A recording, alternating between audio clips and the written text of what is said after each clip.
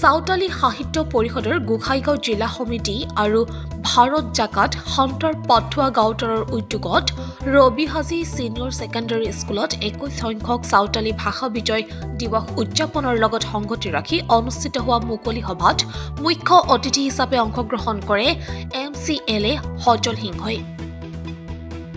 সভাত অংশগ্ৰহণ কৰি তেওঁ কয় যে এটা জাতিৰ সুকীয়া ভাষা সংস্কৃতিয়ে জাতিটোক সমৃদ্ধিশালী কৰি তোলে। আদিবাসী সাঁওতাল সম্প্ৰদায়টোৰ ভাষা কলা কৃষ্টি সংস্কৃতিত এক ভিন্নতা আছে, যি ভিন্নতাই সকলোকে আপ্লুত কৰি তোলে। আধুনিকতাৰ ধামখুমীয়াত যাতে সাঁওতাল জাতিটোৰ পুৰণি কলা সংস্কৃতি ভাষা কেতিয়াও হেৰাই নাযায়, তাৰ বাবে সকলোৱে সজাগ সচেতন হৈ থাকিব লাগিব। 2003 চনৰ আজিৰ দিনটোতে ভাৰতীয় সংবিধানৰ 8ম অনুসূচীত সাঁওতালি ভাষাটো অল চিকিৰ লিপিৰ দ্বাৰা স্বীকৃতি লাভ কৰিছে। আজিৰ দিনটো সাঁওতাল সমাজৰ বাবে অতি স্মৰণীয় দিন।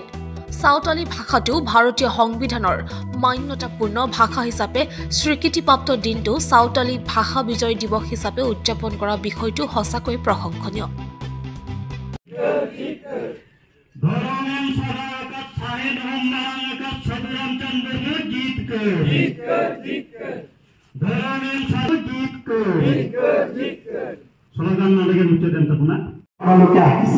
মাতৃপুৰৰ মোৰ ঘৰত আহিছে, মোৰ এইটো এটা দায়িত্ব, এইটো এটা ডিউটি।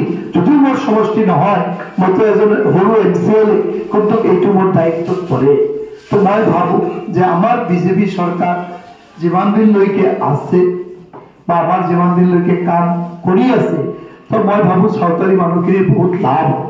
কাৰণ আমাৰ চৰকাৰ অহাৰ পিছত ভাষাৰ ক্ষেত্ৰতে হওক, যিকোনো যেনেকৈ আমাৰ ডেভেলপমেণ্ট কাউন্সিল ডেভেলপমেণ্ট বোৰ্ড খুলি দিছে, যে এই বোর্ডে মইতো সদায় আমার JBS থাকা।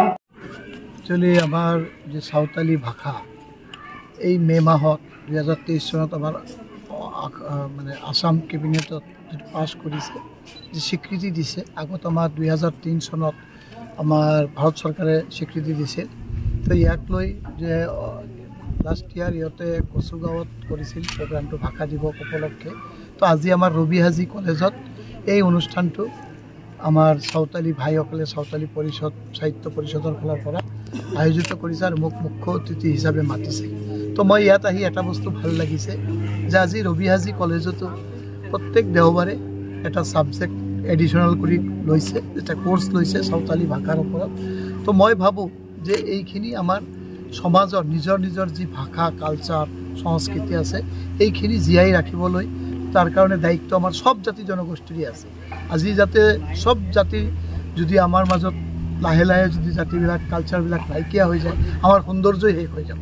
সেইকাৰণে মই ভাবোঁ যে গোটেই ভাৰতবৰ্ষৰ ভিতৰত যদি আমাৰ PTIটিৰ নিচিনা সৌন্দৰ্য জেগা ক'তো নাই। কাৰণ ইয়াত সব জাতি ভাষা জনগোষ্ঠীৰ মানুহ আছে, ইয়াত আমাৰ সবৰ কালচাৰ আছে।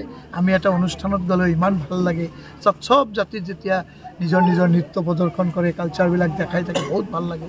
আৰু বিশেষকৈ আমাৰ সাঁওতালি মানুহখিনি বহুত নিৰীহ মানুহ আৰু ইহঁতে বহুত মানুহক সন্মান দিব জানে।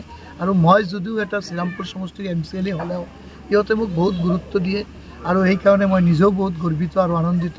মই এখেতক কথা দিছোঁ যাতে আমি এই ভাষাৰ লগে লগে আমাৰ এডুকেশ্যনৰ ক্ষেত্ৰত আগুৱাই যাব লাগিব। আৰু মইতো ক'লোঁ য'ত আমাৰ সাঁওতালি মানুহ আছে এইখিনিত যাতে ভাষাটোৰ এটা স্কুল কলেজবিলাকত এটা ছাবজেক্ট কম্পালচাৰী কৰি দিয়ে, তাৰ কাৰণে এখেতকো আমি কথা পাতিছোঁ। আৰু মোৰ ফালৰ পৰা মই যিমানখিনি পাৰিম মাননীয় মুখ্যমন্ত্ৰী মহোদয়লৈকে আমি ধৰিব পাৰিম, ইমানলৈকে সহায় কৰিম।